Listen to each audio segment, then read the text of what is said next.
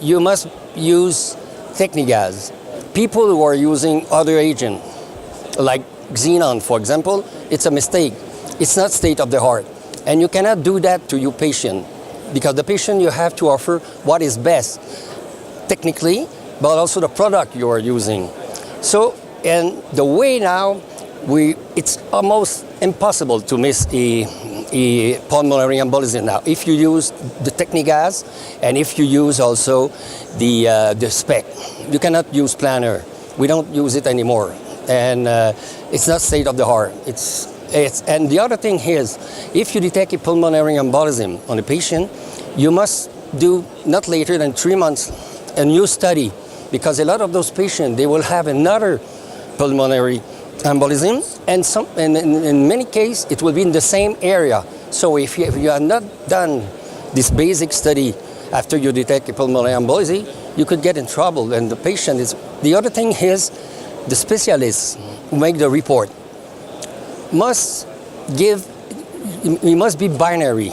He must decide if there is an embolism, yes or no.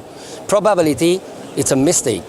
And this is the reason for, in many countries, a lot of them, they have switched to other technique like CT. But CT gives you a lot of radiation, and even a young lady, they should not do a CT because they give too much radiation to the breast. People who still stick to planar image, they miss some small pulmonary embolism. We will have to quantitate.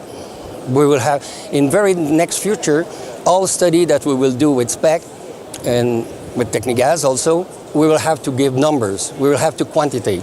So, like in minors, they have a problem with their lungs. Old people also with emphysema. Then we will, and we also, if you want to do some surgery, before, suppose you have a cancerous lesion, you have to evaluate what is the reserve of the rest of the lungs. So a lot of application. It's like, it will be like doing, if you cannot think of doing a kidney study without numbers, yes. While it will be the same thing in the lungs, and it will bring a lot of information, very useful.